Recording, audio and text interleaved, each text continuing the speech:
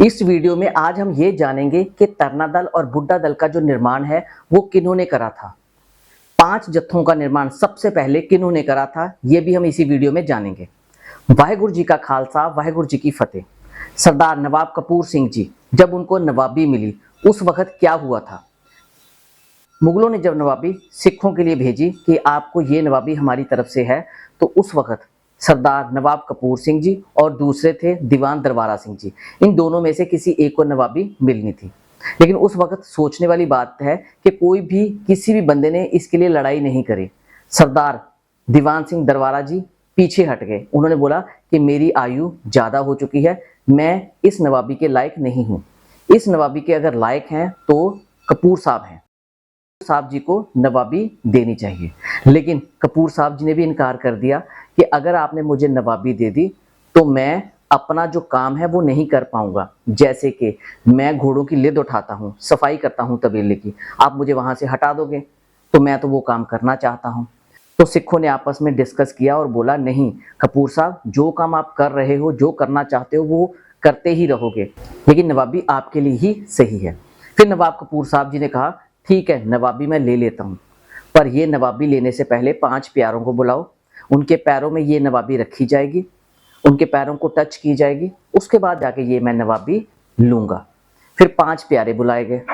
पहले थे भाई हरि सिंह हजूरिया जी, बाबा दीप सिंह शहीद जी, बाबा बुड्ढा सिंह शुक्र चकिया जी, भाई करम सिंह जी, सरदार जस्सा सिंह रामगढ़िया जी। इनके पैरों को नवाबी लगाई गई।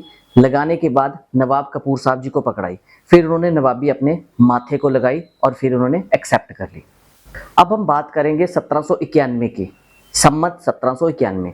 इस साल क्या हुआ, फिर 2 दल बनाए गए, एक बुड्ढा दल और दूसरा बनाया गया तरना दल। बुड्ढा दल में वो सिख थे जिनकी आयु 40 साल से ऊपर थी और तरना दल में वो सिख थे जिनकी आयु 40 साल से कम थी। बुड्ढा दल का काम था गुरुद्वारा साहिब की संभाल करना, देख रेख करना, आए गए को लंगर छकाना और साथ ही साथ प्रचार करना सिक्खी का। लेकिन तरना दल का काम ये था कि बाहर से जो हमले हो रहे हैं उसको रोकना, जो दुखी लोग हैं जिनको कोई दिक्कत है उनके दुख का निवारण करना, ये तरना दल का काम था। अब यहाँ पे ये कहना थोड़ा गलत होगा कि जो बुड्ढा दल थे वो बहुत ही ज्यादा बुजुर्ग थे, नहीं, बहुत ज्यादा ताकतवर थे। बाबा दीप सिंह जी 70 साल के थे जब उन्होंने जमाल खान के साथ लड़ाई करी। 28 साल का जमाल खान था जब बाबा जी ने मैदान में ही गिरा दिया था। ये दोनों दल अलग अलग काम कर रहे थे, लेकिन कभी भी कोई भी पैसा माया तरना दल के पास या बुड्ढा दल के पास कहीं से भी आती थी, किसी की जगीर से आती थी या किसी और वसीले की जगह से आती थी, तो वो ये सांझी गोलक में जमा कर देते थे। अब यहाँ पे भी सोचने वाली बात है कि उस वक्त के जो सिख थे पैसे लेके अपनी जेब में नहीं डाल लेते थे, अपनी पॉकेट में नहीं रखते थे, सांझी गोलक में आके रखते थे। कितना यकीन था नवाब कपूर सिंह जी को, और वो उन्होंने यकीन भी कभी नहीं तोड़ा। और कभी किसी को हथियार की रिक्वायरमेंट होती थी तो वो सांझी गोलक से पैसे लेते थे और वहां से पैसे लेने के बाद ही हथियार परचेज करते थे। तरना दल और बुड्ढा दल का जो लंगर था वो भी एक ही जगह बनता था और एक ही जगह से बनने के बाद इक्वली सबको डिस्ट्रीब्यूट किया जाता था, सबको इक्वल बराबर हिस्से में बांट के दिया जाता था। दोनों दल के अंदर बहुत ज्यादा प्यार था, इतना प्यार था कि सुख दुख में दोनों एक साथ होते थे। अगर किसी एक को दिक्कत होती तो दोनों दल परेशान हो जाते, अगर किसी को खुशी होती तो दोनों दल उस बात के लिए खुश होते थे। फिर मिसलों का निर्माण हुआ। अब हुआ क्या कि तरना दल में जो सिख थे वो 12,000 के करीब हो चुके थे और इतने सिखों का खाना एक जगह पे बनाना बहुत ही ज्यादा मुश्किल हो गया। फिर नवाब कपूर सिंह जी ने बहुत सोचा, सोच विचार के बाद उन्होंने क्या किया, तरना दल को 5 जत्थों में बांट दिया। अब 5 मिसलों में इसलिए बांट दिया गया था क्योंकि लंगर एक जगह पे पकाना मुश्किल हो रहा था।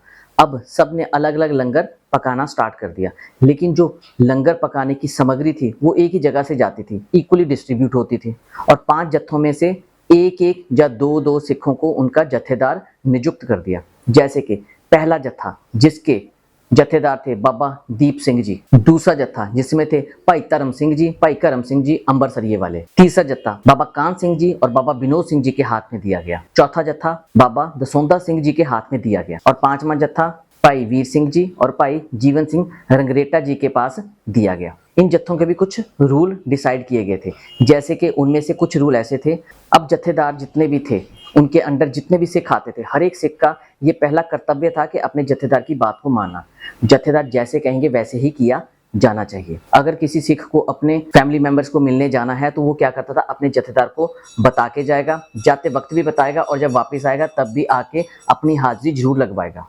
ऐसे ही जो 5 मिसलों का निर्माण हुआ था वो आगे जाके फिर 7 मिसल और जुड़ने के बाद 12 मिसल बन गई। आपको ये वीडियो कैसी लगी? आप किस गांव या शहर में बैठ के ये वीडियो देख रहे हैं, हमें कमेंट बॉक्स में जरूर बताएं। अगली वीडियो इसका नेक्स्ट पार्ट भी हम एक्सप्लेन करेंगे। वाहिगुरु जी का खालसा, वाहिगुरु जी की फतेह।